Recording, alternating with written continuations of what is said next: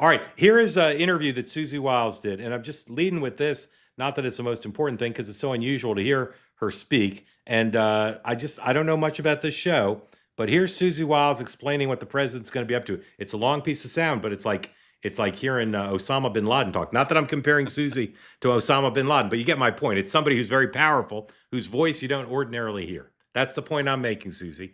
I'm not comparing you to Osama bin Laden. Here is Susie Wiles, number 10, please. Have a fun next year. But we're going to put him on the campaign trail too. Typically, just a little bit of campaign speak, if I may. Yeah. Typically, in the midterms, it's not about who's sitting at the White House. It's you localize the election, Right. and you keep the federal officials out of it. We're actually going to turn that on its head. Good.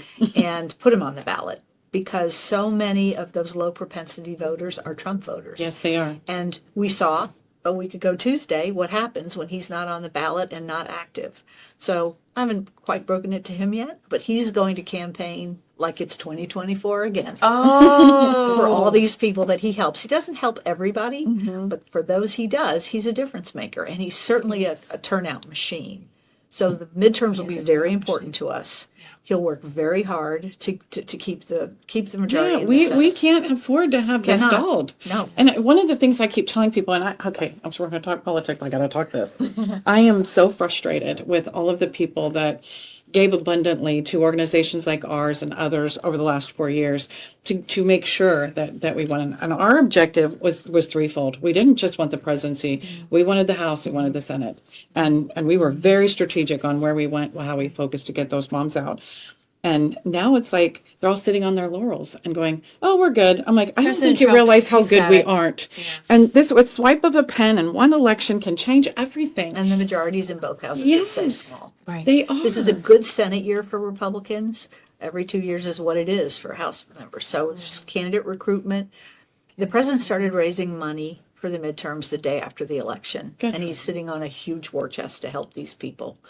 And he'll use it. And he'll use himself, and he'll use his money that he's raised, probably his money too. And nobody can outwork him. So there's every reason to be confident, but we have to actually get it done. Yeah.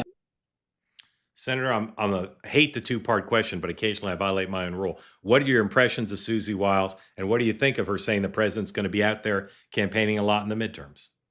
That's the first time I've ever seen her. I think she comes across as being a decent person and somebody who believes in what she's saying. I think whether the president's out there or not, the president is going to be on the ballot in the midterm elections. There's no doubt about it, just like he was on the ballot a month ago when those elections came through. She is right. He does turn out a set of voters that sometimes don't vote in elections. But I've got to tell you, from my perspective, and you talked about every state being rural, and you're probably right, every state is rural, but the impacts these tariffs have had on rural America and the impacts that the administration has had with some of the bills they've passed on healthcare in rural America, I don't know that that's going to be the platform that he's going to be able to run on and win with. I think there's got to be a lot of changes in the next year in order to be able to have a platform that you can win with. Look, you say what you want about the economy, but I'm one of the ones that believe if you take AI out of the economy, it's pretty stagnant, pretty flat. And and that's not, that doesn't mean that costs aren't continuing to go up. I'm in agriculture. I'm in production agriculture. I can tell you, we harvest typically in July and August. It was the toughest harvest I've ever had because you have breakdowns and I couldn't get parts. And you can't afford to replace it because new equipment or even used equipment is really, really expensive. So it's tough in rural America right now. And that is, by the way, the president's bread and butter, the area between those two mountain ranges. Now, Pat may see it different. I don't know, but that's just how I see it right now. I think there's got to be some changes in the policies that have come forth in order to keep the majorities in each house by the Republicans. Governor, again, same question. What do you think of Susie Wiles there, and what do you think of the notion the president, she thinks he's going to help the Republicans by being out there? First of all, I've always been impressed that she stayed behind the scenes. I think that's what chiefs of staff should do. When I had a chief of staff as governor, I didn't want him out there. I wanted him to do his work. He was my chief operating officer, and I think that's very important. And I've always disagreed with chiefs of staff of past presidents that seem to enjoy the limelight. I think they're not serving the president well. I think she should be concerned about the turnout of especially Republicans and conservative independents coming out to vote.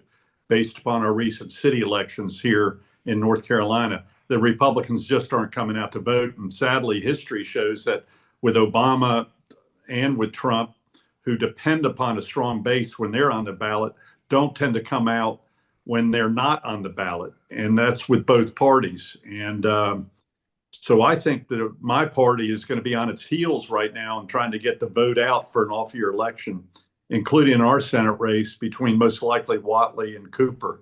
And I think it gives Cooper an advantage if the Trump base does not come out, that extra 3% or 4% or 5%, like Obama got, that made the difference in other elections down the line. First, a word from our sponsors at Cozy Earth, who are having a sale so crazy, Eddie thinks it's crazy. That's how crazy it is. 40% off everything on the Cozy Earth site. Your blankets, your sheets, your bubble cuddle blanket, your shirts, and of course the pants.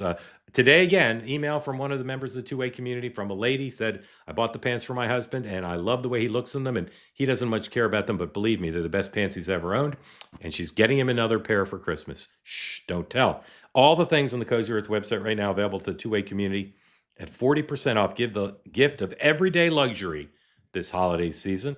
Head to CozyEarth.com. Use my code TWOWAY for 40% off, and give the gift that lasts beyond the holidays.